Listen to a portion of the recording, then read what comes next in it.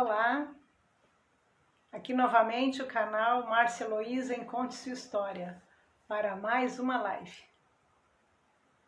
Enquanto vocês vão chegando, eu inicio aqui pedindo que vocês se inscrevam no meu canal no YouTube, Márcia Heloísa Conte Sua História, e que também me sigam aqui no Instagram.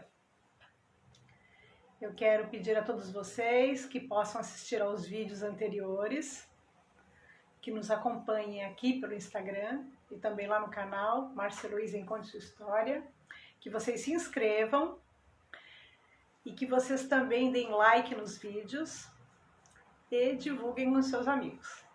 Nós temos histórias maravilhosas de pessoas muito interessantes.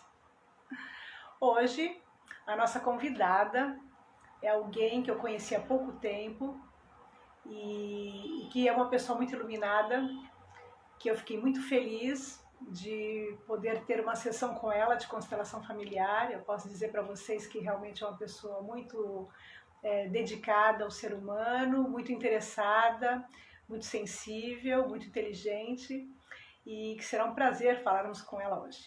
Ela se chama Maristela Pires de Barros, é administradora. Atualmente ela atua à frente de gestão de equipes, e essas gestões de equipes em diversas áreas administrativas. A Maristela possui pós-graduação em gestão de projetos e especialização em compliance. Maristela também é palestrante, especialmente no tema mulheres, e ela é consteladora familiar, como eu já falei inicialmente, e uma pessoa assim muito preparada para essa atividade, e eu posso falar, né, como já disse, com experiência de causa. Maristela também tem divulgado nas redes sociais a sua história de superação do câncer, o que ela faz com muita delicadeza, muita firmeza e muito otimismo, e eu acho que essa live será, assim, muito importante. Eu tenho assistido várias lives dela e posso garantir para vocês que vocês vão adorar, tá? Eu vou convidar agora a Maristela para entrar ao vivo conosco.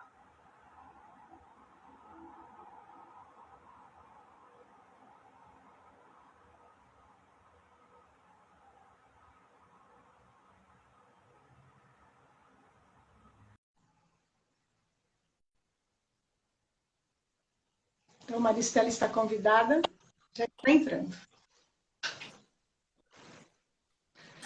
Maristela, acho que não entra. Olá!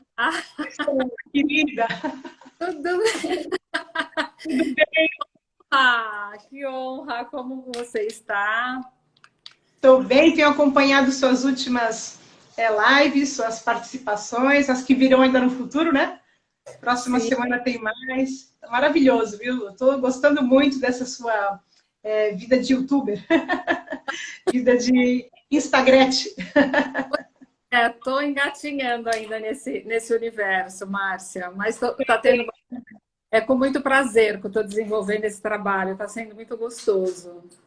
Sim, muito importante. A gente sabe o quanto é importante, tem percebido realmente que você tem tido uma linha muito clara de trabalho, e eu penso que isso vai tornar você como uma das palestrantes mais interessantes nessa temática. Né? Obrigada. Obrigada pela gentileza. Foi muito bom te conhecer. A gente não se conhece pessoalmente, né? Mas já ouvi falar de você com muito carinho, e a gente teve a oportunidade de fazer essa experiência com a constelação, que foi muito bom. Sim. E também te admiro bastante. Eu estou sempre assistindo teus vídeos, acho muito, muito interessante. Obrigada, muito obrigada. Eu quero agradecer você ter aceitado o convite. Eu sei que você trabalha o dia inteiro, é atleta, é uma vida assim dedicada à sua conscientização, né, que você faz pelas mídias sociais. E eu acho assim que você arrumou um tempinho para a gente, assim, muito bacana. Estou muito honrada e muito agradecida. Eu que agradeço pela oportunidade. Mari, eu sempre começo com a mesma frase para todas as pessoas, né? Quem é a Maristela? Que pergunta, né? Bom, eu vou lá, para te responder isso, eu vou lá na minha origem, né? Eu sou filha da Maria, conhecida como Zirita. carinhosamente. O meu pai é Manuel, conhecido como Ita. A origem, os meus pais são da cidade interior, né? A origem de interior de São Paulo, ali próximo a Ribeirão Preto.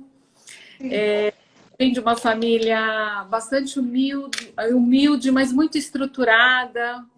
Eu tenho um legado muito importante deles, porque eu conheci poucos casais com tanta cumplicidade, com tanto amor como viviam os meus pais. Uma situação assim difícil, muitas dificuldades, mas com muito amor. Isso foi assim muito importante para mim. Tenho 3 irmãs, eu sou a terceira. Então eu tive uma casa repleta de mulheres, 5 mulheres. E o meu pai reinando nesse universo. E foi muito bom. O meu pai, ele foi um homem, hoje ele é falecido, mas ele foi um homem muito alegre, muito comunicativo. Acho que eu peguei um pouco isso dele, né? E a minha mãe é uma mulher assim, foi uma mãe muito brava na infância, mas hoje ela é uma mulher assim cheia de doçura, sabe? Uma mulher com açúcar. E eu sou a terceira filha que nasceu de uma forma diferente. Eu sempre fui muito inconformada, eu sempre queria mais. Aí eu comecei a estudar e trabalhar muito cedo, e fui morar sozinha, já ganhei a minha independência.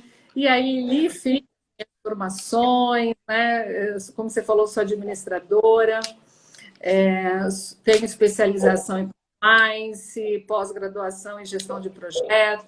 E não paro de estudar, gosto muito de estudar.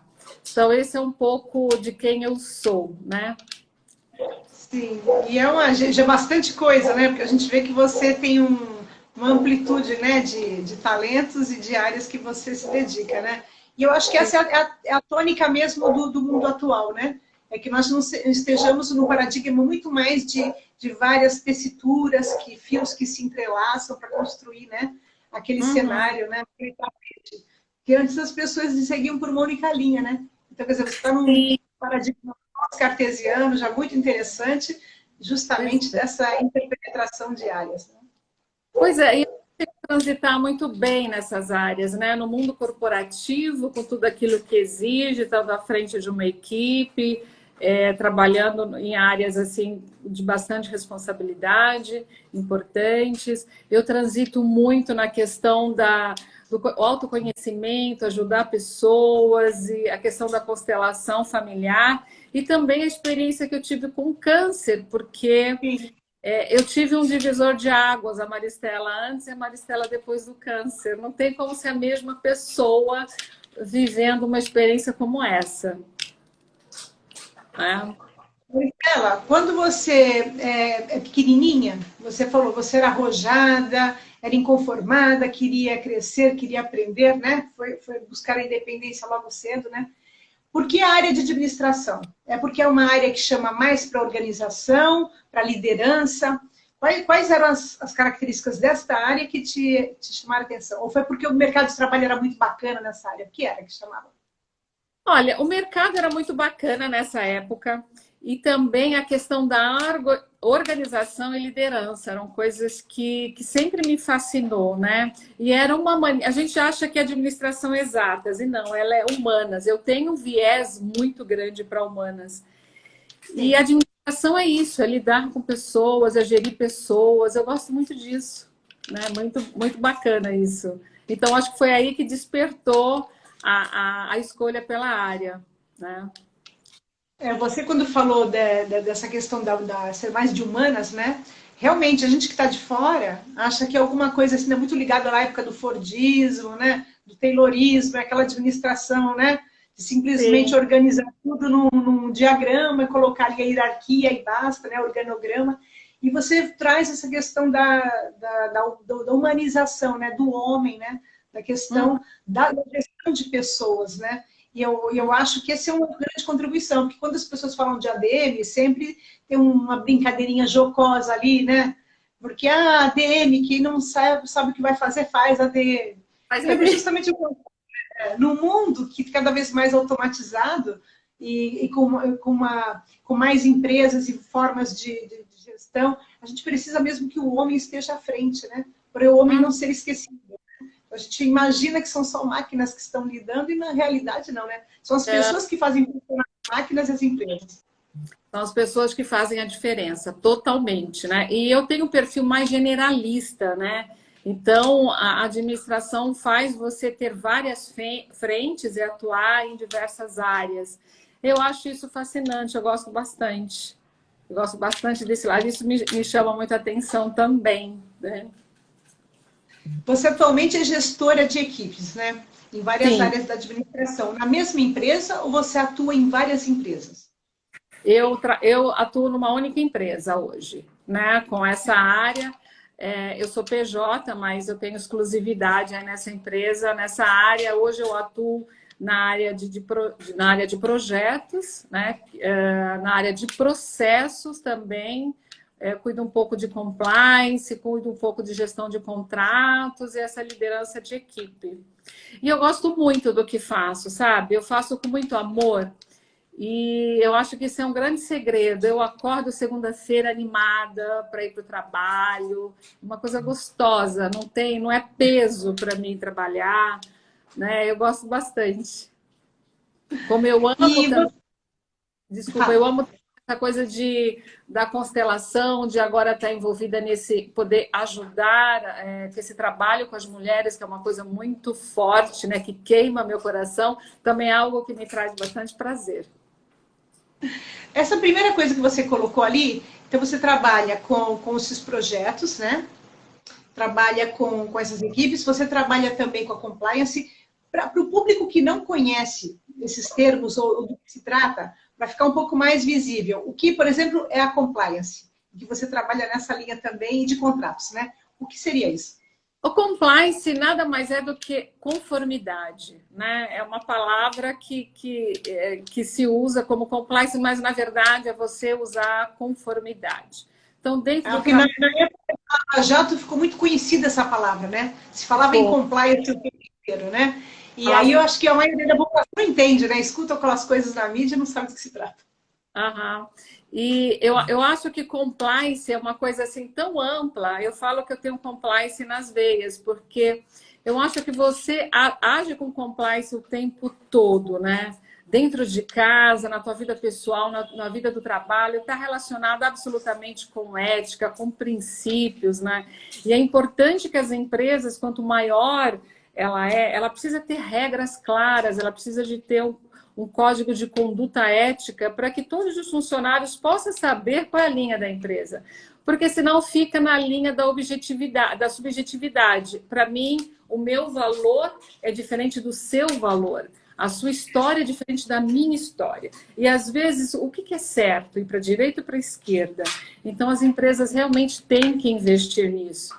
Eu costumo fazer palestras lá na empresa sobre o tema e às vezes eu coloco como é importante nós darmos bons exemplos para as nossas crianças, né?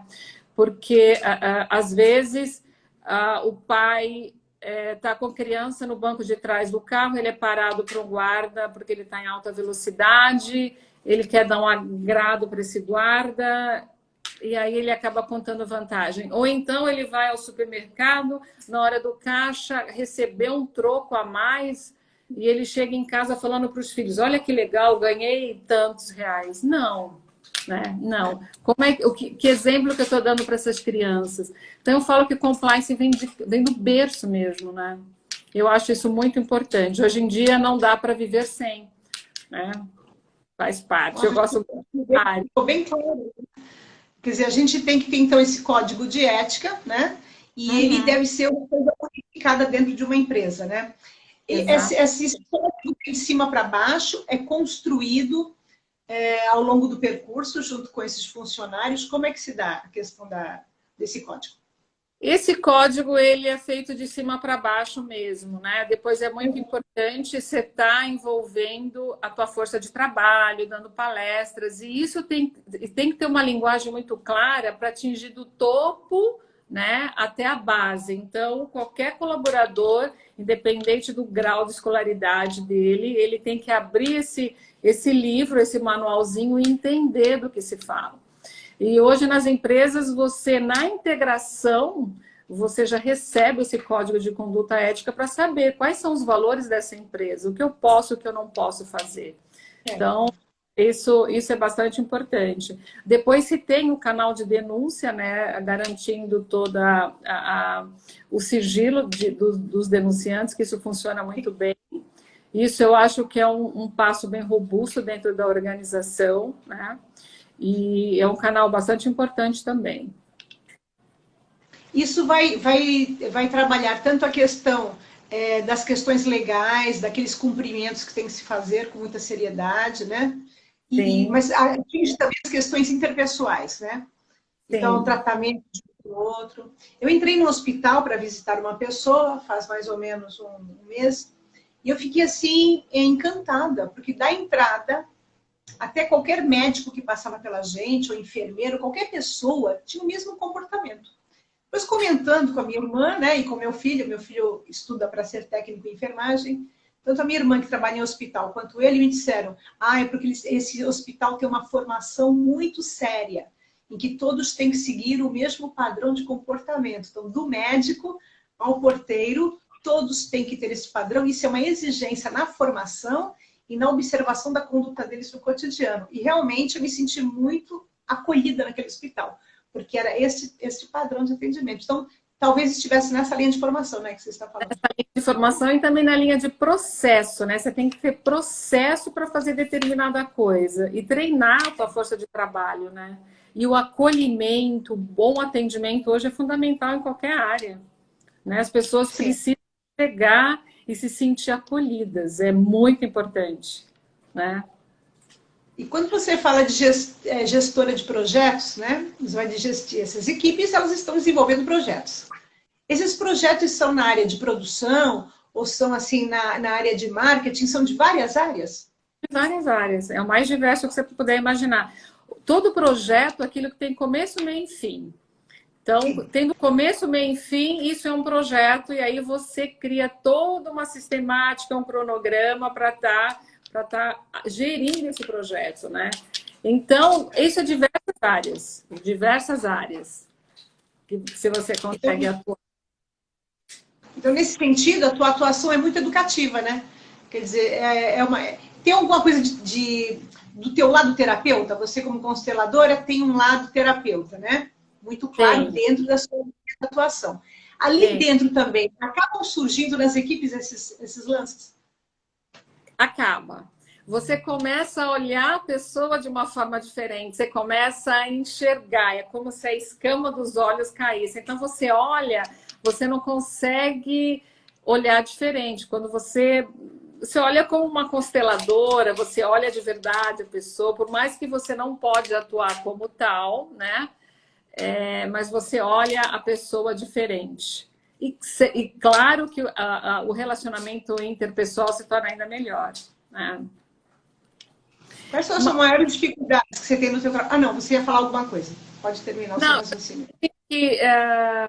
Eu trago muita humanização para o meu trabalho, para o meu dia a dia. Hoje, inclusive, eu tive uma experiência muito interessante, muito satisfatória, que eu tive a oportunidade de promover uma colaboradora. E quando eu chamei ela para a sala da reunião, ela chegou toda assustada. Ai, dona Maristela, o que eu fiz de errado? O que eu fiz de errado? E tinha um outro gestor de uma outra área interessada no trabalho dela e a gente foi dar exatamente a notícia de que ela estava sendo promovida. E quando nós passamos essa notícia, ela começou a chorar, né? Chorou. E eu falei, olha, melhor você se controlar porque você vai ganhar uma companheira. Ela falou, dona Maristela, pode chorar. E aí, em dado momento, nós na sala de reunião, eu e o outro gestor nos emocionamos de uma forma muito especial de ver a reação dessa garota. Então, eu acho que isso faz parte, a gente é gente, né? É verdade. Né? É uma coisa que a gente que está nos postos mais baixos de uma empresa, a gente não tem ideia. A gente acha que tem gente muito fria em cima, olhando para a gente, controlando, né? Esquece dessa todo mundo é gente, né? Todo mundo é gente. Todo mundo é gente como a gente. Eu acho que isso faz parte, né? E eu levo um pouquinho disso para o lado corporativo, né, muitas vezes. Maristela, você então tem esse lado todo da administradora e você então parte para a constelação familiar, né? Em que momento você conheceu a constelação e por que você foi parar lá? Olha que coisa incrível. Depois que eu passei pelo câncer, eu comecei a ser convidada para dar palestras em empresas, principalmente Outubro Rosa. E a minha palestra, quando eu conto as minhas experiências, que eu tive experiência muito marcante da forma que eu conduzi, da forma que eu lidei com a doença, eu passo isso para as mulheres, para as pessoas. Às vezes tem homens também assistindo. E eu observo que no final eu sou procurada por essas pessoas para conversar. Eu percebo que o câncer ele não é só físico, ele não está só na carne, ele está na alma também. Então tem pessoas com câncer no relacionamento com o filho, no relacionamento com o marido, tem pessoas com câncer na vida financeira, tem pessoas com câncer de um trauma muito grande, algo que ela não consegue perdoar, algo que foi lá na infância que marcou. Então, eu estava buscando uma ferramenta para ter um maior subsídio para ajudar essas mulheres. Eu sou uma pessoa que fiz algumas vezes terapia durante a minha vida. E eu confesso que às vezes eu fazia terapia, aquilo me cansava, não tinha o resultado que eu queria, eu acabava desistindo. E chegou um momento que eu fui constelada. Quando eu fui constelada, eu tive uma experiência tão incrível, eu falei, nossa, eu preciso aprender isso para poder ajudar as mulheres. E aí eu fui para o meu curso. Logo no início eu percebi que eu estava sendo extremamente pretensiosa e que, na verdade, tinha muito para aprender como pessoa, muito para me conhecer, muitas coisas para serem curadas dentro de mim, coisas que eu nem imaginava que existia. Então, esse curso, primeiro, foi um processo que eu olhei para mim. E fez uma diferença incrível, incrível, incrível. Aí eu saí mais apaixonada ainda pela constelação. E foi dessa forma. E você terminou já a sua formação em constelação? Já terminei, já estou fazendo atendimentos, né? Tô iniciando esse projeto do meu canal no Instagram, para estar falando com pessoas, né? Para estar agregando mais, e está sendo muito gostoso. Essa próxima que você vai falar é sobre com constelador, né? Essa próxima Exato. Que você vai fazer. Eu estava olhando hoje a divulgação. Né? Eu, quando procurei um curso, eu pesquisei muito que eu queria fazer o curso. E ele é considerado um dos papas da constelação. Então, eu procurei uma boa escola. E, nossa, foi uma experiência incrível. Incrível que eu tive. E aí nós combinamos, ele me convidou para fazer essa live agora segunda-feira. Que bacana. Eu estou te devendo o depoimento que você me pediu. Depoimento sobre... Ainda tem que fazer. Maristela, o que é a constelação familiar? Assim, eu converso com várias pessoas e eu vejo que elas têm visões muito diversas sobre constelação familiar, né? E qual é a sua descrição? Eu vou começar a responder diferente o que não é constelação familiar. Recentemente eu gravei um vídeo dizendo isso. Constelação familiar não é religião. Ela não tem conotação religiosa, ela não é espírita, ela não é uma encenação. A constelação também não estuda as estrelas. A constelação, ela foi descoberta por um terapeuta alemão chamado Bert Helling. Ele foi padre, ele foi missionário na África do Sul durante 16 anos. E ele desenvolveu a constelação. A constelação, ela trata na causa. Então, eu falo que nós temos sintomas, né? Mas ela vem aqui exatamente na causa. Então, quando você cuida da causa, o sintoma desaparece. Ela fala da sua ancestralidade, do seu histórico familiar, aquilo que você vem carregando. Não necessariamente as pessoas que você conhece, mas tem lá em outra geração. Às vezes você, por fidelidade, você tem um determinado comportamento que não tem explicação, que te desagrada. Você fala, poxa, por que eu tenho esse comportamento? E você acaba sempre se repetindo. Isso a constelação, ela explica, ela traz à tona. E quando isso vem à tona, existe a cura. Então, a constelação é uma terapia muito breve, muito rápida. Ela pode ser feita através da hipnossistêmica, ela pode ser feita através de bonecos, que é uma representação de bonecos, e ela pode ser feita em grupo, né, onde você reúne um grupo de pessoas e você escolhe o representante para representar determinada pessoa da sua família, ou um tema que você gostaria de revelar. Como que se explica esse campo onde a ancestralidade acaba, de uma certa forma, se comunicando com a gente, no sentido em que eu exerço um comportamento, alguma coisa que vem dessa ancestralidade?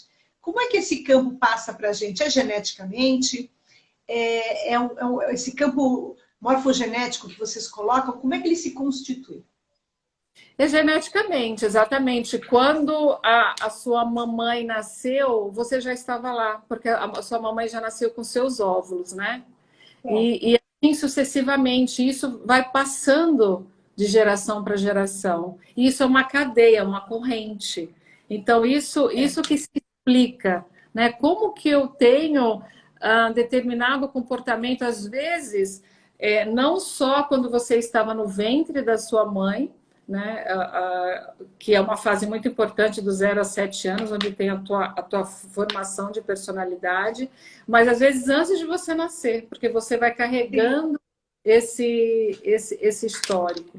Então, eu acho muito profundo as experiências. E olha que eu vou dizer uma coisa, a constelação, ela não é para o racional, ela é para a alma.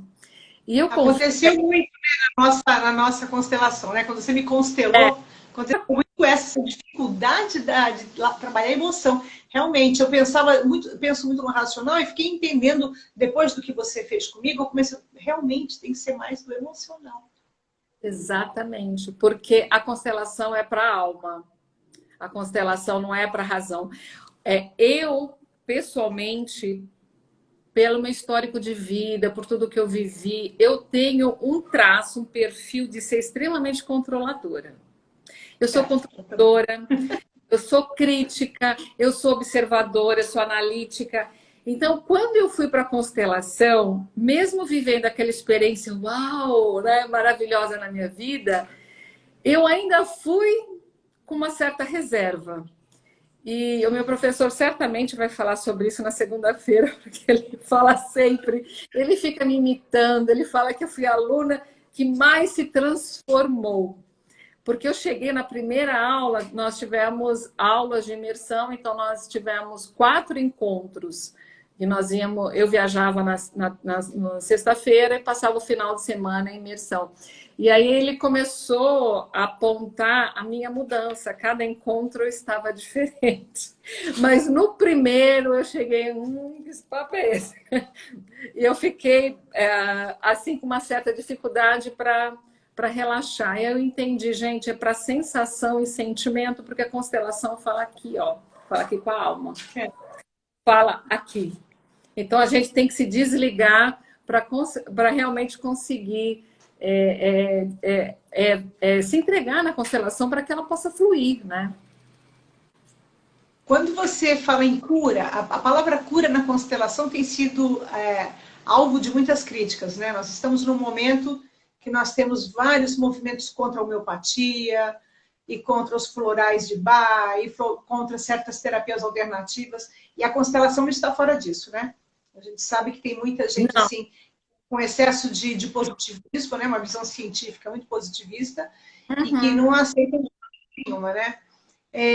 Como é que quando você fala em cura, para deixar assim bem claro, né? Porque a gente sabe que podem acessar vídeos pessoas de várias orientações, né? Científicas ou teóricas. Quando vocês falam em cura, o que seria essa cura? É uma cura daquele comportamento? É uma cura no sentido de você vivenciar melhor aquela temática? O que é essa cura? Olha, eu vou falar da experiência que eu tive, né? Quando você tem consciência de determinada situação, começa a ter o processo de cura, né? E eu tive curas emocionais muito profundas, algo que eu carregava na minha vida durante muito tempo, muitos anos, ao ponto de não saber quem é a Maristela sem aquele sintoma. Então, eu pessoalmente vivi isso. Agora, a cura, ela não pode ser uma promessa. Eu não posso ter alguém com uma enfermidade grave me procurando e eu garantir 100% que ela vai ser curada. Não, não é desta forma que funciona. Existe muita possibilidade de curas emocionais, mas depende não só da facilitadora, depende da pessoa também. Porque a consteladora, ela só é facilitadora. Eu constelei, eu fui procurada por uma amiga e não é aconselhável a gente constelar amigos, né? Mas foi logo no início, ela me procurou, ela insistiu, eu fiz um atendimento, mas a coisa não fluiu. Eu percebi que não dava para fluir. Eu desenvolvi duas técnicas, mas ela estava tão cética e tão enraizada no racional que eu fiz duas tentativas, eu entendi que não ia conseguir fluir, eu recuei e a gente começou, foi até um atendimento online, a gente começou a falar amenidades, porque eu percebi que a coisa não ia fluir, então depende muito da outra pessoa também, né? O nível de entrega, né? Então, nós temos, assim, vários históricos extremamente bem-sucedidos, né? Mas não pode ser levado como uma promessa, né? Não. A coisa precisa fluir. Eu tenho a minha experiência pessoal, também conheço várias pessoas, existem realmente casos reais de cura, mas eu digo assim, cura emocional. Isso é importante. Por exemplo, o dependente químico... existe muito histórico de cura nesta área. Por quê? Porque se descobre o motivo que levou essa pessoa para a dependência química. A dependência química, ele é um conjunto de físico, de emocional, de várias coisas, né? Mas quando a constelação ela acessa aquilo que desencadeou, existe uma situação que eu acompanhei recentemente de uma pessoa que estava para se internar, ela quis constelar antes, ela se internou, ela se tratou, mas ela foi aberta, ela já foi iniciando o seu processo de cura. Então, tem conotação, né? Eu achei a tua explicação excelente, porque realmente é esse tipo de crítica que... Porque assim, eu não sou consteladora, evidentemente, mas eu tenho simpatia pela constelação. Eu acompanhei por vários anos alguns canais no YouTube que mostravam as sessões de constelação e consteladores que explicavam, né? E por ser simpática, muitas pessoas fazem justamente essa crítica, né? Fica com esse discursinho aí de que vai curar as pessoas. Quer dizer, você colocou muito bem. Quer dizer, simplificar demais alguma coisa que é mais complexa, mais profunda, né? Mais séria. Exatamente. A pessoa tem que se permitir, né? Tem que se permitir. E a gente fala que a constelação ela é para a vida e também um pouco para a morte, porque tem pessoas que vão constelar que não quer viver, ela não quer ser curada. Ela desistiu, ela achou que chegou o momento dela, então o facilitador tem que respeitar isso também, não é? Tem que respeitar. Tem essa questão também. Como foi a minha trajetória atravessando pelo câncer? Foi muito... Eu vi várias pessoas realmente passando pelo mesmo problema e totalmente entregue à doença. Eu aprendi, por exemplo, que o câncer ele é ávido por depressão. Quando eu entendi isso e eu queria matar aquele câncer de fome, falei, não vou ficar deprimida. Aí foi um trabalho interno para que eu pudesse ter forças e brigar diariamente contra aquele inimigo, que eu não aceitava. Isso é importante. Agora, você veja quantas pessoas eu me deparei que se entregaram, né? Viver um drama muito grande, ficaram questionando por quê eu, com autopiedade. Então, é mais difícil. É mais difícil. Você falou de uma coisa que eu acho que é muito difícil para a gente. Você falou que você tinha uma tendência, né, assim, de controladora. Eu também sou muito controladora. Gente, bem-vindo ao time. Mas eu penso assim, uma grande dificuldade que eu sempre senti na minha atuação profissional e interpessoal, até na família, é essa questão do controle. E é uma tendência de querer conformar os outros a um modelo de correção, um modelo de comportamento, um modelo de atuação. Como se eu já soubesse o que é o certo.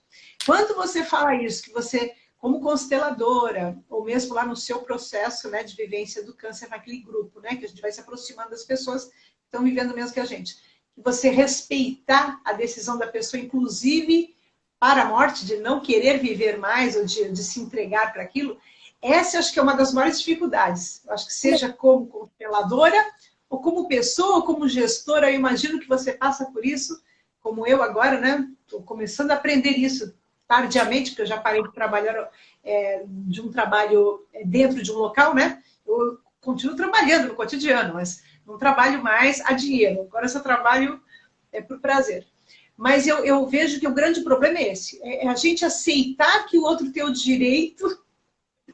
Isso é terrível, né? É muito difícil. Você aceitar que o outro tem o direito, inclusive, de não querer fazer nada em prol dele mesmo, né? É difícil, é difícil. É extremamente difícil. E aí a gente tem que ter um autocontrole nessa hora, porque você quer ser salvadora, você quer colocar a capa da superpoderosa e mudar a história de todo mundo, fazer todo mundo acordar, olha só. Então, às vezes você não consegue, às vezes você pode influenciar, mas não é sempre. E aí chega um momento que você tem que respeitar a decisão do outro. Como é que eu faço? Eu tenho que respeitar. Né? É verdade, né? Eu acho que o respeito e o exemplo, né? Porque você colocou lá no, se eu não me engano, no Instagram, você colocou, né? 5 da manhã, tô aqui fazendo exercício. Não tem desculpa para dizer que não deve ter horário para fazer exercício, até as 5 da manhã é horário, né? Eu achei isso muito bacana. Tem essa coisa do respeito e o exemplo também, na medida em que você faz um comportamento bacana, né? E eu acho que as tuas palestras que eu tenho escutado, as tuas lives, eu acho que elas vão muito nessa linha, né? Que elas estão dizendo, eu estou aqui, né? Eu tive esse comportamento, né? E você também pode. Eu acho isso bem educativo, bem pedagógico. A gente precisa fazer de tudo para influenciar positivamente as pessoas, né? Eu sou uma pessoa de muita energia e de muito amor à vida, né? Então a vida, para mim, ela... Nossa, é muito gratificante. Eu amo, por exemplo, comemorar meu aniversário. Eu sempre gostei. Agora, então, eu celebro a vida diariamente. E você começa a dar valor às coisas que você não dava. É como você mudar o rótulo, sabe? Você muda as suas prioridades, né? A Nina está aqui nos acompanhando, uma amiga querida, ela já deixou uma mensagem aqui, fiz uma live com ela a semana passada e também uma vencedora aí do câncer, ela sabe exatamente do que eu estou falando. Porque é muito forte você ter esse diagnóstico, né? É muito forte. E eu comento também que quando eu era criança não se falava o nome câncer, era aquela doença ruim, era algo velado, as pessoas tinham medo de... né? E de repente, eu digo que a gente é forte, sabe que é forte, que quando ter força é sua única opção, não tinha outro jeito. Não tinha, né? E eu me lembro que quando eu recebi o diagnóstico. Eu fui ao médico sozinha, o meu médico era em São Paulo, era véspera de um feriado, chovia muito, muito trânsito. E eu acabei... Você foi numa consulta de rotina ou você já foi com alguma suspeita? Eu tenho uma história aí de milagre, né? Eu também sou uma pessoa de muita fé. E eu comecei a sentir pontadas na mama. A minha mama era muito densa, era porque eu fiz a mastectomia bilateral, era muito densa. Então eu fazia o exame, autoexame, e não sentia nada, mas eu sentia pontadas. E aquilo foi se intensificando, e cheia de trabalho, com um monte de projeto. Eu trazia trabalho para casa, eu estava ali na panela, preparando o jantar, lendo o relatório, estava numa vida extremamente louca. E eu não tinha tempo para coisa, eu falava, depois eu vejo isso, depois eu vejo isso. Um dia, eu estava entrando numa reunião, e eu senti uma pontada tão grande, que eu me curvei, assim, né? Eu falei, não, definitivamente eu preciso ver isso. Fui ao mastologista, ele falou, não é nada, não tô tocando, não sinto nada, mas eu falei, eu quero ver essa pontada, quero entender o que é isso. E quando eu fui fazer o exame de imagem, graças a Deus eu fiz esse exame de imagem, eu falo para as mulheres o quanto é importante não só o autoexame, mas também fazer o exame de imagem. Detectou algo extremamente suspeito. Aí eu fui fazer a mamografia, reforçou, e eu aí parti para fazer um exame chamado mamotomia, que é tirar um pedaço ali do teu tumor. É como se fosse um revólverzinho assim com pressão, vai lá e tu arranca. Como uma biópsia, é para fazer a biópsia. Mas é com uma outra técnica, né? Eu nunca ouvi falar nessa. É mamotomia. Eu fiz em São Paulo esse exame e ele ficava pronto em determinada data, mas eu sempre ligando, tá pronto, querendo me ver livre daquela história, saber de verdade o que era aquilo. Claro. E o médico, liguei um dia para a secretária, o teu exame está aqui, pode me atender? Eu saí correndo para São Paulo, sozinha, no dia que, né, como eu falei, véspera de feriado e tudo mais. Quando eu cheguei, que a recepcionista, a secretária, me deu o envelope com o resultado, eu tomei a decisão de não abrir. Mas Sim. aquilo era uma bomba relógio, sabe? Eu botei aquilo no meu colo e falei assim, Deus, eu não tenho força para enfrentar isso, mas contigo eu tenho. E fiquei esperando. Aí, claro, né? Quando eu entrei, o médico abriu o envelope, a expressão dele fez várias anotações, eu já fui sentindo, e quando ele me disse, foi uma descarga de adrenalina, né, do alto da cabeça à ponta dos pés. Mas eu respirei fundo e disse assim, doutor, essa enfermidade não é para morte, ela é para vida. Eu não tive um choro, eu não lamentei, eu não perguntei por quê. Eu falei o que eu preciso para enfrentar isso. E foi assim que eu encarei. Eu me lembro que eu estava treinando para São Silvestre na ocasião, e uma pergunta que eu fui escolher, porque eu tive o diagnóstico final de agosto, né? E o São Silvestre em dezembro. E eu vou conseguir correr na São Silvestre ao meu cachorrinho latindo. Aí ele disse, não, você vai estar muito fraquinha, mas logo, logo você vai conseguir. E aí eu fui com aquilo, né? E aí passei por todos os processos, eu tive metástase nos linfonodos. Primeiro, a estratégia foi fazer as quimioterapias. Comecei com as mais fortes. E a questão do cabelo, a perder o cabelo também foi muito interessante, porque eu tinha um cabelo no meio das costas, todo cacheado, né? Todo mundo elogiava aquele cabelo. E o cabelo é aquela moldura da mulher, né? Sim. E o cabelo demorou para cair. E aí o médico falou que na segunda químio eu praticamente estaria careca. Eu fiz a segunda, a terceira e nada de cair. Um belo dia ele me liga e pergunta, e aí, Maristela, o teu cabelo já caiu? Eu falei, não, doutor, eu acho que é um milagre. Ele disse, se o teu cabelo não cair, não é um milagre, significa que a medicação não está fazendo efeito. Naquele momento, eu ao telefone aqui, levantei a mão e falei, Senhor, que caia todo o meu cabelo. E no término daquela ligação, eu já falei para a mãe, para os amigos, para as pessoas mais próximas, olha, quando cair o meu cabelo, eu vou me alegrar, eu vou celebrar, eu não vou ficar triste. E foi isso que aconteceu. Foi exatamente isso que aconteceu. Quando ele começou a cair no banho, passando a mão, saiu um tufo de cabelo, eu tenho foto disso, um monte de cabelo. Eu falei, chegou o momento. Aí eu fui a São Paulo, num lugar especializado, a moça ainda disse assim, olha, eu vou virar, não vou deixar você na frente do espelho, nós vamos raspar o seu cabelo e você vai sair daqui com a peruca e se olha com a peruca. Eu falei, não, absolutamente. Eu quero me olhar, eu quero ver, eu quero passar por isso.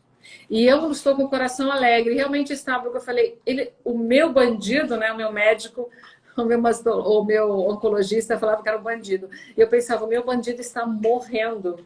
Esse medicamento está fazendo efeito. Então, quando eu fiquei careca e botei a peruca, eu me alegrei e celebrei. Né?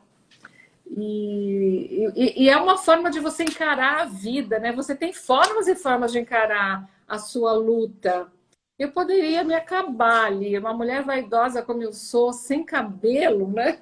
Poderia fazer daquilo um drama, né? E ir pro buraco, assim, tipo de depressão, cair e tudo mais.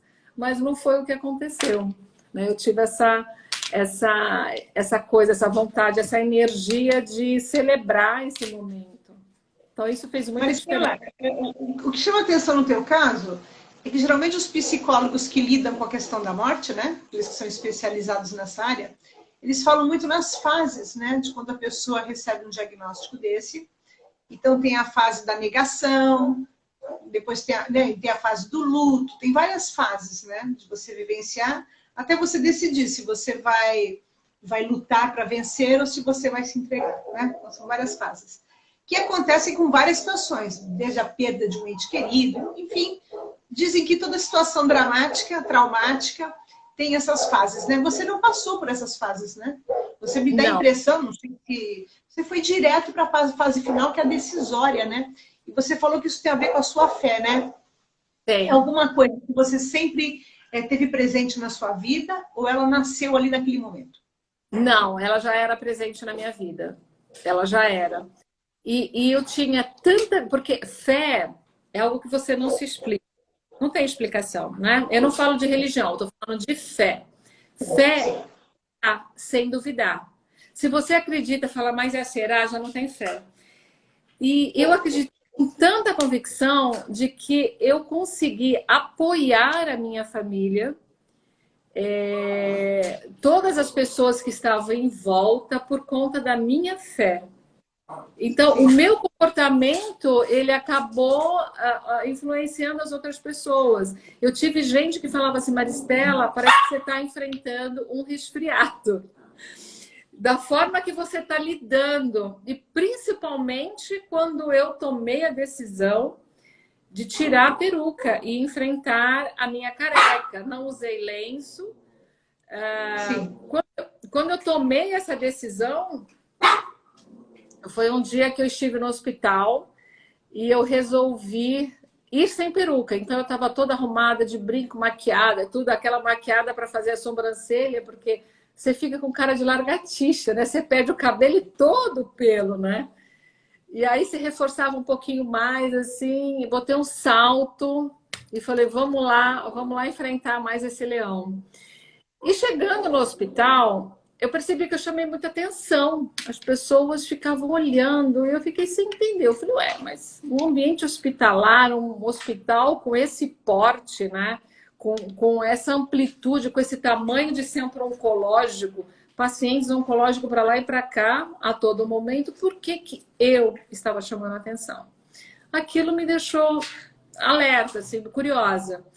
Quando eu cheguei no ambulatório, no lugar para fazer a quimioterapia, a enfermeira, né, olha, teceu um elogio. E aí eu fiz essa pergunta para ela, mas escuta, por que eu estou chamando atenção no ambiente hospitalar? Se eu estivesse na rua, num baile, num bar, num restaurante, ok, mas eu estava dentro do hospital. ela respondeu assim para mim, não é uma paciente oncológica que está chamando a atenção. É uma mulher atravessando pelo câncer com brilho nos olhos, sorrindo e de cabeça erguida. Eu falei, naquele momento eu tomei a decisão de nunca mais usar a peruca. E aí eu percebi que aquilo ajudava as mulheres. Então, tomei essa decisão e passei a não usar. E aí eu passeava no centro oncológico ali, conversava com outras mulheres, dava força. Então, aquilo virou para mim uma missão, que eu encarei ali com muito amor e com muito prazer, né? Até hoje, viu, Márcia? Até hoje eu recebo ligações de amigas, olha, minha vizinha está passando pelo câncer, olha, o fulano de tal e tal, você quer conversar? E eu faço isso com tanto amor, chega a queimar meu coração, né? Eu faço isso com muita entrega, né? Com muito amor, de estar podendo falar da minha experiência, falar, olha, câncer não é o fim, ele pode ser o começo, como foi para mim, né? Então, isso é muito gostoso. É muito Você, gostoso. porque a sua área é administração, quando você soube dessa notícia, você mergulhou nos estudos? Porque eu acompanhei uma pessoa que também enfrentou e venceu o câncer, bem de pertinho, e eu observei isso, né? Aquele interesse em conhecer exatamente todos os passos, as situações, aquele estudo complexo, aquela coisa de se enfronhar ali. Isso aconteceu com você ou não? Você deixou isso para os médicos e você focou apenas em gerenciar o seu cotidiano com essa nova realidade? Eu foquei exatamente para gerenciar o meu cotidiano. Foi exatamente Sim. por isso. Não fiquei envolvida. Eu tive uma experiência engraçada. Quando eu tive o nome do tumor que eu tinha, e eu descobri que ele era extremamente agressivo, eu cheguei em casa, a primeira coisa que eu fiz foi abrir o computador e colocar lá no Google. Sim. Quando eu comecei a ler a estatística dessa doença, na hora, a minha fé e a minha coragem estavam indo embora. Aí eu tomei uma decisão. Fechei o computador e nunca mais li a respeito. Sim. Nunca mais li. E tem uma pergunta, eu tive, graças a Deus, a oportunidade de me tratar com um ótimo médico. É referência até no Brasil e no mundo de mama. Sabe qual pergunta que eu nunca fiz para ele? Eu vou ser curada do câncer? Nunca perguntei, porque eu não queria ouvir a resposta dele. Porque o que valia era a minha resposta. Porque se ele desse uma resposta diferente da minha, aquilo que estava no meu coração, eu poderia balançar. Sim, entendo. Então, eu não perguntei, foi uma fase que eu realmente me reservei e me poupei, eu cuidava daquilo que eu ia me alimentar fisicamente e emocionalmente. Então, não via notícia, não via nada de jornalismo, eu me fechei, foi um momento que eu olhei para mim, que eu virei o espelho para mim e cuidei de mim, assim, de todos os sentidos.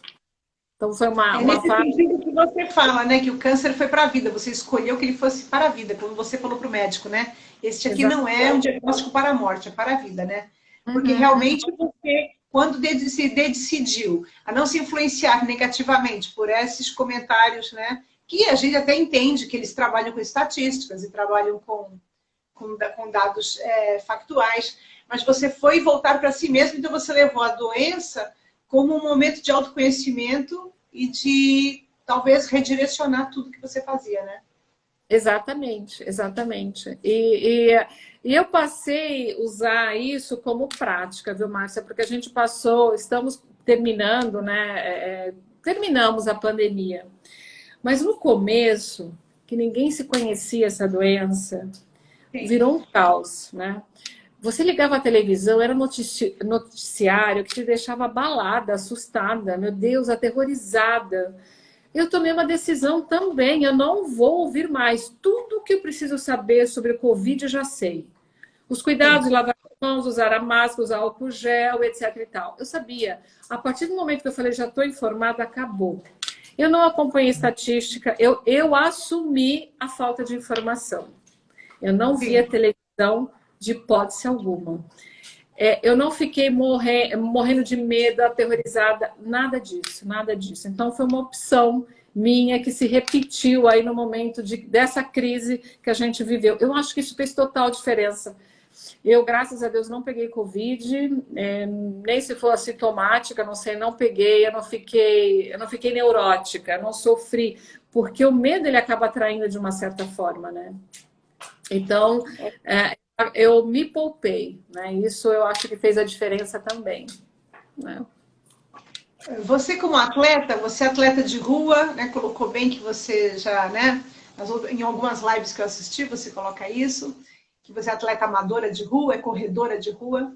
Então você tem esse amor pelo esporte, né? Essa prática física. E você disse que naquele momento que você teve a notícia, você estava justamente naquela fase de maior trabalho, não tinha tempo para você, não cuidava de você, né? Quer dizer, apesar de você ser atleta, né? Você também passou por isso, né? Porque a gente coloca como um dos itens para a gente poder evitar o câncer é a atividade física, né? Aqui você deve a insurgência desta doença com você. Foram questões genéticas ou realmente também o estresse do cotidiano? Tem alguns dados, porque hoje as pessoas falam em questões de transgênicos, em questões de poluição, de estresse de vida, de sedentarismo, de má alimentação. O que é tudo isso? É um combo? É um pacote que vem tudo isso junto? Ou no seu caso prevaleceu a questão genética? É um combo, é um pacote que vem tudo isso junto. No meu caso, foi a questão genética e o estresse, problemas emocionais, eu acho que foi um combo pro meu caso, né? Que a gente olha, e hoje eu tenho a visão assim, que a doença é uma informação. Ela é uma informação. Ela tem algo por trás dela, né? Então foi algo que eu pensei muito nesse momento de autoconhecimento, de reflexão, foi aquela coisa de olhar para aquela doença e entender o que estava por trás dela. Mas, no meu caso, também teve a questão genética, inclusive, durante o processo, eu tomei a decisão de retirar 2 mamas, não foi só com câncer. Eu agi de uma forma tão racional, porque minhas amigas, não, por que a outra mama tá sadia, não tira. Eu falei, gente, a mama, a gente nasce com mama para quê? Para amamentar, é assim a missão dos mamíferos. Eu não quero amamentar mais, eu quero retirar e colocar prótese. E aí as pessoas ficavam meio chocadas com a minha frieza, né? Mas eu falei, não, eu não quero correr esse risco. Então, eu retirei, as auréolas foram preservadas e tudo mais. Algumas mulheres não têm essa sorte, mas para mulheres que não têm, existe lá a tatuagem 3D, que tem um estético muito bonito. Mas eu tomei a decisão ali de tirar as 2 mamas e tempos depois eu fiz uma esterectomia radical. Por quê? Do processo do câncer, eu fiz uma pesquisa genética e acusou uma mutação genética, BRCA2, a mesma tão conhecida e divulgada e polemizada da Angelina Jolie. Então, eu tomei a decisão profilática de já retirar as 2 mamas e fazer essa esterectomia. Então, hoje, eu vivo assim, eu estou curada, né? Definitivamente curada, já passou 5 anos. Mas eu tenho um casamento com meu oncologista por conta dessa mutação. Eu penso assim, essa mutação, eu nasci com ela e eu levei 47 anos para ela se manifestar, agora ela vai levar, se levar mais 50 anos, ok. Mas, então, eu tenho de tempos em tempos, eu faço exames e vou ao meu oncologista, né? Por conta disso. Mas as questões que levam o câncer. Sedentarismo, alimentação, álcool, tabagismo e problemas emocionais e o genético, né? Sim. São vários itens, é um combo muito bem falado, que você colocou, exatamente, é um combo. É tudo quando você disse assim, eu tomei a atitude de me interiorizar, me olhar e melhorar minha alimentação do físico e do emocional, o que é que você mudou na sua vida, de antes para depois, do ponto de vista desses comportamentos cotidianos, das coisas que você faria, né? que você faria antes e depois não faria, ou que não fez antes e faria depois? O que você mudou na tua vida? Bom, mudei um pouco a minha alimentação, a prática de esporte eu já tinha, já era apaixonada, e hoje, para mim, é um estilo de vida, é saúde, é como escovar os dentes. Não dá para dormir sem escovar os dentes, então não dá para viver sem atividade física. É mais ou menos assim, e é muito importante para quem teve câncer. São dois fatores importantes, alimentação e atividade física. Tá? Eu mudei o meu ritmo de trabalho, eu desacelerei. Eu falei ali que eu tinha mudado os meus rótulos, coisas que eram importantes deixou de ser, outras que eu estava esquecida passaram a ser importantes. E eu me tornei mais valente, eu me tornei mais preparada para ir para o confronto. Eu evitava o confronto, eu recuava. Eu dizia assim, deixa para lá, tudo bem, tudo bem. Não, aí eu fiquei mais valente para enfrentar dramas que eu vivia naquela ocasião, naquele momento. Então, essa força interior, essa experiência me deu, com certeza. E foi bem marcante.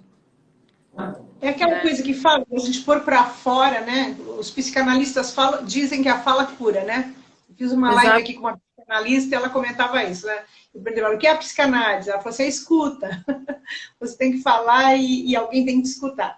Então, nessa hora que você expõe, né? Eu lembro de uma amiga, isso lá nos anos 70, que o pai dela faleceu e o médico falou para a família, ele nunca expunha seus sofrimentos. Isso acaba com o músculo cardíaco. Não sei se o médico falou isso com conhecimento científico ou se ele falou simplesmente da empiria, né? De observar no cotidiano, né? E nesse sentido também, como você falou, o confronto, quer dizer, você começou a expor aquilo que você antes evitava para viver mais tranquilamente. Então é um engano, né? A gente procurar silenciar, para viver em paz, e aquilo vai destruído por dentro, é isso? Eu acho que é exatamente isso. Eu era uma pessoa muito introspectiva e os meus cães ao vivo é essa coisa, né? Os meus são do vizinho. Eu acabo dando ossinho para eles se divertirem, para não chamar minha atenção na hora da live. Não tem problema. Guerra. Porque isso torna a live mais real, né? É uma live mais real, é dentro da vida da pessoa. Exatamente. Não tem problema nenhum. Outro. Só um pouquinho. Vem cá, filha. Vem. Não quer colo. Não quer. É esse leão aqui que late, né? Gente, que bonitinho. Qual o nome dele? Essa coisinha aqui. Mas, olha, desculpa, até eu perdi aqui para calar esse qual o nominho do seu bichinho?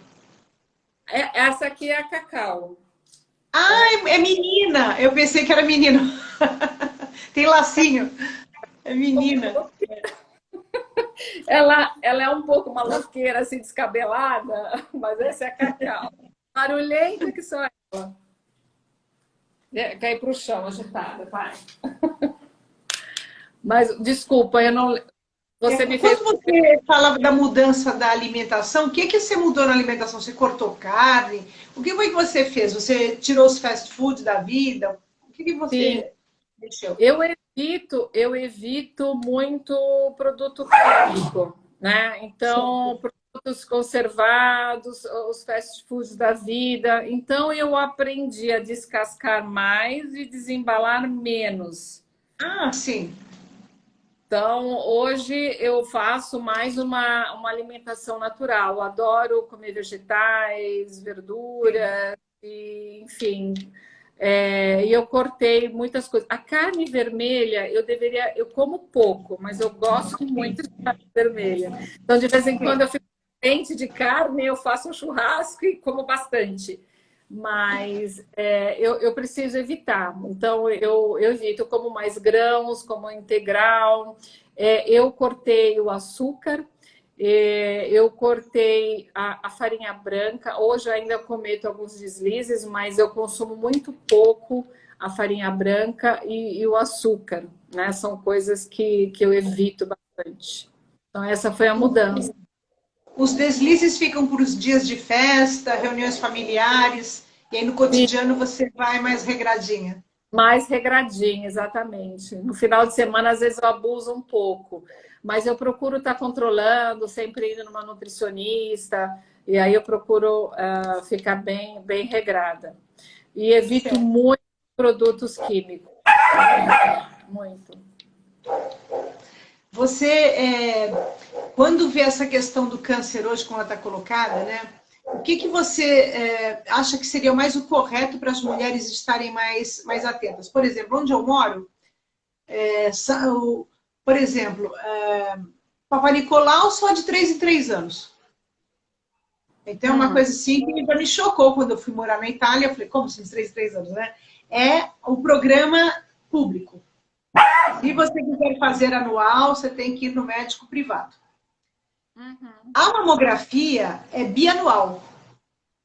E aqui no Brasil, por exemplo, quando eu trabalhava aqui e eu tinha o meu plano de saúde, anualmente eu ia na ginecologista, fazia o Papa Nicolau, mamografia, fazia transversal, isso, aquilo, e de útero, toda aquela coisa, né? E com o tempo os planos de saúde foram cortando, então ou você escolhia a mamografia, ou você fazia, eu não lembro o nome agora, aquela que passa na mama toda para ver. Isso, ultrassom. Aí você tem que escolher. Às vezes a médica perguntava, você prefere ultrassom ou mamografia? Porque eu não posso pedir os dois. Né? Então ela falava qual que deveria ser o melhor. E a mesma coisa com as questões transvaginal, todos os exames de ultrassonografia da parte inferior. O que seria o mais correto? Porque a gente tem o sistema público, você, pelo seu trabalho, né?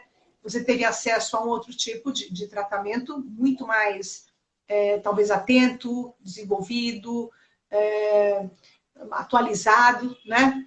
Talvez com médicos estudem muito mais. O que seria o melhor, assim? Olha, eu acho que a mulher, quando ela tem um achado importante, um cisto, alguma coisa que deve ser acompanhado, ela tem que fazer periodicidades mais curtas, de 6 em 6 meses. Quando a mulher ela tem um histórico familiar grande, como eu tinha, também tinha que estar de olho a cada 6 meses. E no meu caso, eu fazia 6 meses que eu havia feito o exame e não tinha dado nada. Então, percebe que de um momento tão curto surgiu a doença. Mas a mulher, aqui, a partir dos 40 anos, pelo menos uma vez por ano, ela tem que se cuidar. Mas, se puder fazer a cada 6 meses, é recomendável. E outra, está sendo cada vez mais comum o câncer na jovem, né? Na mulher jovem, sem histórico familiar. Então, é difícil ter uma estatística, né? Pouco provável, não é mais. Eu me deparei com mulheres jovens, sem nenhum histórico familiar, atravessando pelo câncer de mama. Não tem mais um público-alvo definido muito claramente, né? Não se dissemina em todas as faixas. Está pulverizando de uma forma muito grande, né? Foi 70 mil casos de câncer no Brasil, de mama, e 1.300.000 no mundo inteiro. E é o tipo de câncer que mais traz mortalidade. E é fundamental o diagnóstico no início da doença. É fundamental. A chance de cura, ela aumenta muito, né? Muito. Como você pensa que é a melhor forma de disseminar esses comportamentos? Porque eu observei muito, não só no caso agora, né, da pandemia, mas em vários eventos, né? Seja terra plana, umas temáticas assim que correm pela internet, que demonstram assim que as pessoas não acessam muito informações fidedignas, que não vão buscar uma informação mais baseada, né, em fundamentos mais sólidos. No caso assim dessas questões muito da feminilidade, que a mulher me parece que nas classes sociais assim que atingem, que acessam a educação, né, não necessariamente pessoas com dinheiro, mas necessariamente pessoas que têm acesso à informação, né, elas têm mais conhecimento. Agora, assim, no geral da sociedade, como é que se pode fazer para que essa informação chegue mais? Porque o seu trabalho, por exemplo, eu considero uma referência de transmissão de informação, porque não é só teórica, né? Eu acho que impacta muito mais a experiência do que propriamente a explicação, né? No caso dessa população que está tão afastada desse conhecimento mais bem elaborado, bem difundido, como é a forma de se atingir esse povo? É por meio do SUS? É por meio das UBSs? Qual é o caminho? Olha, o caminho é por conta do SUS e das UBSs mesmo, de estar. Eu acho que a mídia ela está trazendo isso, né? O evento do Outubro Rosa é uma forma de disseminar para essas mulheres, mas elas não têm que se cuidar só no Outubro Rosa, né? Tem que ser uma coisa que eu tive a oportunidade de fazer várias palestras para as garis, para as margaridas, são para as varredoras, são meninas lindas, maravilhosas, que eu tenho o maior carinho. E eu falando com essas mulheres, teve um caso que me chamou muita atenção no final da palestra, que eu passo os slides informativos, falo como ela deve fazer o autoexame, a imagem da mama para se preocupar se está saindo líquido, se está vermelho, que está com aspecto de casca de laranja, tudo isso a gente vai mostrando. E uma no final, ela falou assim, moça, eu estou sentindo várias coisas. Olha o tamanho do meu nódulo, do meu caroço. E ela descobriu, depois dessa palestra, ela procurou o médico, ela descobriu que ela estava com câncer. Então, uma experiência assim, que marcou bastante. E eu tenho contato com essa moça até hoje, graças a Deus ela está bem, mas você percebe, através de uma palestra, fez a diferença na vida de uma mulher. Das outras, eu imagino que sim, ficaram mais atentas, mas dessa mulher, especificamente, ela teve o despertar, né, da possibilidade de estar doente, que fez a diferença. Então, ainda nós estamos...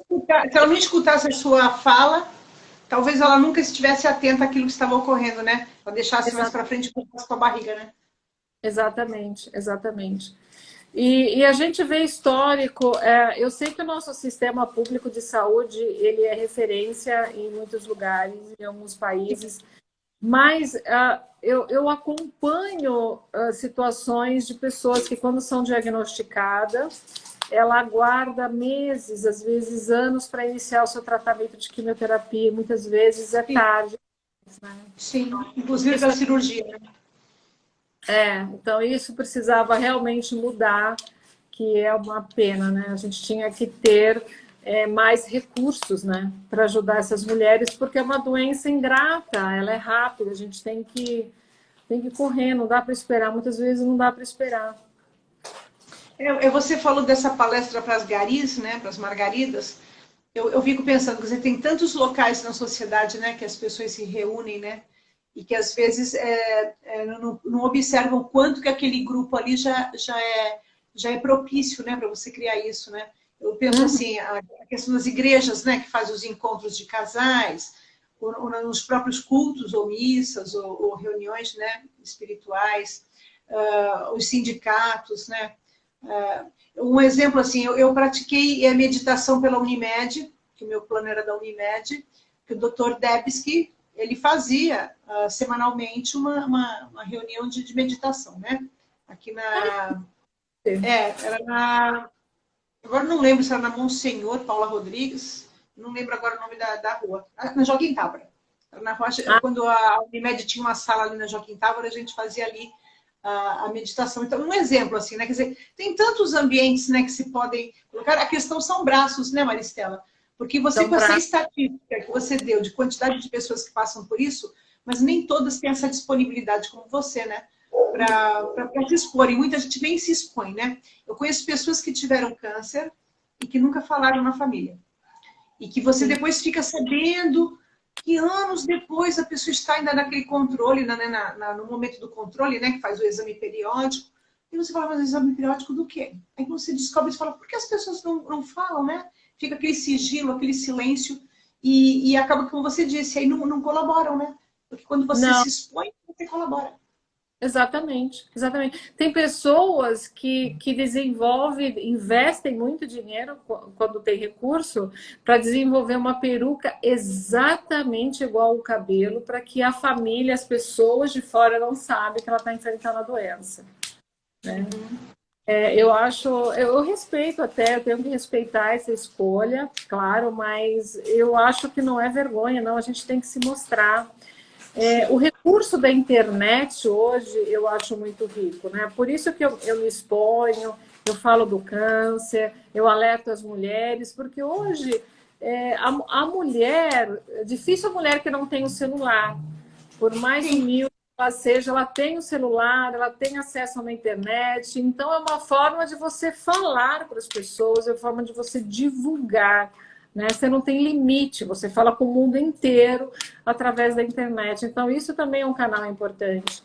É uma das coisas que eu penso quando eu me exponho falando da minha doença, divulgando as minhas fotos, para realmente chamar a atenção das pessoas, para que aquilo sirva de alerta mesmo, né? Você falou da sua fé durante esse processo todo, né? Tanto anterior, durante e agora, né? Continua. Você agregou na sua prática de autocura algum elemento assim, meditação, oração, frequentar algum grupo? Você agregou alguma coisa assim alternativa, além desse seu pensamento muito claro do que você queria, mudar a alimentação, continuar a atividade física? O que é que você foi buscar nessa linha mais alternativa ou de espiritualidade para você ter um suporte? Não, eu não busquei. A meditação é algo que eu pratico assim, um pouco, mas eu já tinha uma prática de oração. Eu acho que a oração é algo que me faz muito bem. Então, é uma prática que eu já tinha. Claro que se intensificou durante o tratamento, evidentemente, né? Se intensificou bastante. Eu tive muitas experiências com oração e tudo mais. Tinha mais tempo livre, porque eu fiquei durante 6 meses afastada do trabalho, só por, Sim. só por conta do meu tratamento. Na época eu tinha um blog, eu escrevia muito, tinha tempo para escrever, gostava. E aí eu ficava escrevendo, mas isso tudo foi uma somatória de coisas, né? Que foi muito intensificada durante o tratamento, durante o momento que eu estava vivendo, né? Mas eu não agreguei coisas diferentes, não. É uma coisa que ela só foi intensificada, eu acho. Essa é a resposta. Você tem esse projeto agora, está no Instagram, tem o seu canal no YouTube, né? Você está no Facebook. Quer dizer, você está em todas as linhas, você fazendo esse trabalho. Você pretende dar que rumo para essas atividades midiáticas? E se você pretende também escrever um livro contando essa história? Porque hoje com as facilidades de publicação, né? Seja pela Amazon, seja por tantas editoras que estão aí girando com os e-books. O que você pretende fazer daqui para frente? Olha, o livro é uma coisa que eu já senti vontade nessa época, que eu estava vivendo esse momento. Algumas pessoas falaram: você está no blog, daqui a pouco esfria, você não vai ter mais tempo para alimentar, você não escreve um livro. Me falaram realmente.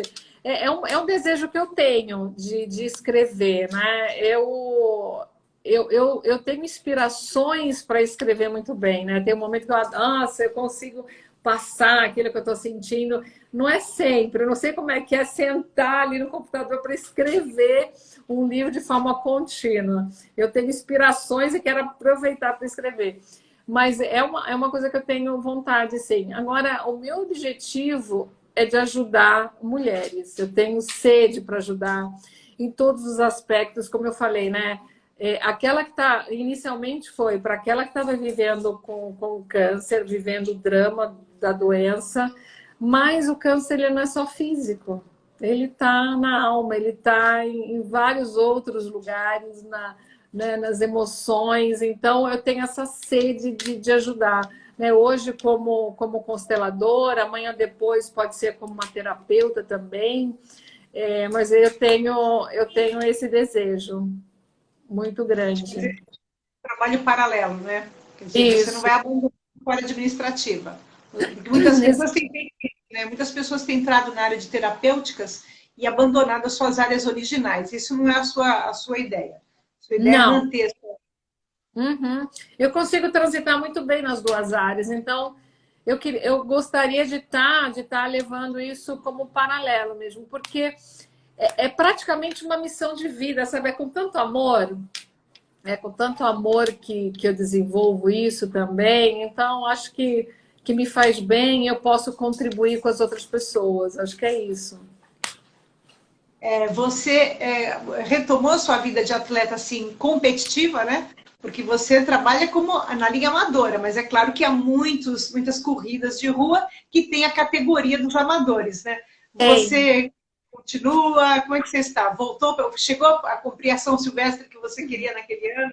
Aham, o ano seguinte, depois do tratamento, eu participei da São Silvestre e foi uma experiência muito legal porque eu imprimi uma foto muito grande minha careca, né? Dizendo assim, com Jesus eu venci o câncer, e aquilo foi colado na minha camiseta. Claro que eu não consegui performar assim de correr muito rápido. Eu fui caminhando, trotando, correndo um pouquinho, aquilo que eu pude, mas foi muito emocionante, porque eu chorei na parada, eu chorei durante, eu chorei na chegada. E São Silvestre passou a ser um marco na minha vida. Eu amo a São Silvestre, porque tem esse significado de celebrar a vida. E correr para é um antidepressivo. Eu falo que eu coloco os pingos nos is, as ideias elas se encaixam na minha cabeça, assim, tão legal, que eu gosto muito dessa prática. E na São Silvestre, então, eu faço uma retrospectiva do meu ano enquanto eu corro, porque a São Silvestre é uma corrida festiva, é muito gostoso. E é uma coisa de celebrar e de agradecer a Deus também pela minha vida. Então, eu gosto muito. E correr, porque uma das coisas que eu falo que a corrida é muito legal, porque a corrida ela te traz uma igualdade fantástica. Todo Sim. mundo é bom, todo mundo é Maria. Você está calçando um tênis, uma camiseta e uns shorts e você vai para a pista correr. É intelectual, é diarista, é médico, tem de tudo. Tem de tudo. Então, não há diferença. E é uma competição com você mesma. Então, isso é muito legal, porque você compete com a sua marca, com o seu tempo. É. Então, é muito, por isso que eu sou encantada pela corrida. Ela traz essa coisa de igualdade. É muito legal. É muito bacana essa tua prática, e eu acho que é um exemplo de vida, né? E isso que Uhum. você colocou, eu nunca tinha pensado. O esporte nivelando as pessoas, né? A gente busca Exato. tanto a igualdade social, né? E ali realmente eu nunca tinha pensado nisso, né? Naquele Uhum. momento está todo mundo na mesma, né? Mas, Estela, Exatamente. tem alguma coisa que eu não te perguntei que você gostaria de abordar, que você gostaria de deixar com uma ideia? Olha, acho que nós falamos bastante coisas, mas o que eu queria falar para as mulheres, né, que estão nos assistindo, que vão nos assistir, para elas se priorizarem, não se colocar a última da fila, porque nós mulheres nós colocamos o mundo na nossa frente, né? A casa, a família, o marido, os filhos, os cães, os cachorros, tudo está na nossa frente, o trabalho está na nossa frente e a gente fica lá atrás, né? Então, para que ela possa se priorizar, que ela possa olhar para ela de forma afetuosa, com amor, porque a gente não tem a educação de se amar.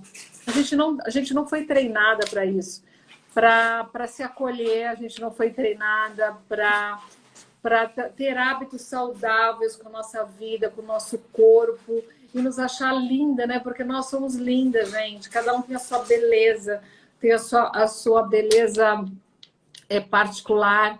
E engraçado que eu li uma entrevista muito rapidamente que foi feita pesquisa com um grupo de homens e apenas 3% estavam insatisfeitos com o seu aspecto físico. Aí eu fico imaginando, já pensou se fizer isso com as mulheres? Nossa, dá um resultado extremamente diferente, porque a mulher ela não tem essa coisa de se olhar e de se amar e de se curtir. Então, eu acho que esse é uma mensagem que eu gostaria de deixar para que a gente possa desenvolver a questão do amor próprio. E quando a gente se ama, a gente se prioriza. a gente se conhece, sabe quais são os nossos limites, conhece os nossos gatilhos, né? E poder se respeitar. Acho que é Que isso. bacana. Que bacana. A gente está numa era que todo mundo quer só se aceitar como é e não observar esses elementos que você colocou, né? Não é só se aceitar como é, mas buscar melhorar aquilo que se é, né? Você se observar, ver aquilo que você pode agregar para melhorar, né? E eu achei muito bacana o que você falou da autoestima, né? Que realmente faz falta, né? Acho que todas nós temos algumas dificuldades, né? Socialmente, a mulher foi muito oprimida e com isso ela acabou e desenvolveu essa visão que ela vai falar para trás, né? Essa dificuldade. E essas meninas jovens hoje são muito empoderadas, né? Eu acho que elas estão num caminho muito bom, mas talvez falta agregar esses elementos que você colocou, né? Que é da gente se cuidar, da gente se olhar e se cuidar, né? Ter mais atenção para a gente, né? Exatamente. O empoderamento também é uma questão que eu acho um pouco perigosa, né? O que é ser empoderada? Tem muitas mulheres que ser empoderada é aquela Mulher Maravilha, que pode tudo, ela ocupa todos os papéis, ela tem que ser perfeita, ela tem que ser uma mãe perfeita, uma dona de casa perfeita, ela tem que cozinhar com perfeição. No mundo corporativo, ela tem que ser perfeita, porque se não tiver no nível dela aqui, que a régua normalmente está lá em cima, ela se culpa. Então, para ser empoderada é você ser perfeita, não seja empoderada. Porque eu acho que temos que ser mulheres de verdade. Nós temos que fazer o nosso melhor. Não está perfeito? Está tudo bem. Está tudo bem errar. Está tudo bem se cansar. Está tudo bem não ser perfeita. Está tudo bem. Então, o empoderamento, eu acho que é uma palavra perigosa, porque o que é o empoderamento? A gente tem que perguntar o que é. Se for ser perfeita, Mulher Maravilha, voar em todas as áreas, é impossível, a gente não consegue. E tá tudo bem por não conseguir. Porque o ser para se sentir culpada como nós, mulheres. Gente, a gente carrega uma culpa do mundo. Verdade. Do mundo. Verdade. E não é assim. E tá tudo bem. Olha para a gente mesmo, né? Maravilhoso, viu, Maristela? Olha, o seu nome é superação, viu? É superação no esporte, é superação no câncer, é superação nos trabalhos, né? Você começou lá na sua vida com a sua mãe Maria, né? Você veio de lá contando a sua história, né? Quer dizer, você veio de uma origem simples, mas de uma família bem estruturada, né? E você coloca, então, que você tinha aquela ânsia com uma filha mais nova de estar realmente superando, né? E você superou tudo, né? E supera sempre, né? Eu acho que essa... E mostrando pra gente que a gente também pode, né? Mas você coloca essa superação numa linha de doçura, né? Numa linha de carinho com a gente mesmo, né? Eu acho isso, nossa, muito bacana. Eu acho maravilhosa essa... Você fechou com uma chave de ouro. Ai, que bom, Márcia. Adorei, viu? Eu também, muito obrigada. Acho que foi um momento, assim, muito bacana. E agora faço parte com a minha live com você de mais um dos seus vídeos que estão vinculando na internet. Não, você pode divulgá-lo à vontade, né? Eu vou lançá-lo no YouTube hoje e depois que ele estiver processado eu já te mando. E você pode divulgar com todo mundo. Eu acho que quanto mais elementos você tiver de divulgação, vão ser melhores, né? Eu já observei que em cada live sua a gente aprende um aspecto novo. Elas nunca são repetitivas, porque apesar da gente ter a temática do câncer como muito presente, em cada uma delas você conta um pedaço e a gente vai juntando todo esse quebra-cabeça, que é maravilhoso de conhecer cada vez um pouquinho mais, viu? Muito obrigada, Maricela. Imagina, eu que agradeço. Vamos ver se eu te dou um abraço, a gente sai para tomar um café antes de você voltar para aí. Não, e nós vamos nos encontrar, porque na família não tem como a gente não se encontrar. Exatamente, vamos sim, vamos provocar esse encontro maravilhoso. É isso mesmo, viu? Olha... Você tem uma família maravilhosa, uma família acolhedora. Ai, verdade. Muito bem, né? E são todos muito legais, são todos fofos. Eles me fazem muita falta. Ó, quero agradecer a você e 5 bravas pessoas que estão conosco até agora e a todos aqueles que vão assistir no futuro, tá bom? Uma boa noite para todos e para Maristela, boa noite maravilhoso com um beijão. Um beijo grande para você. Obrigada.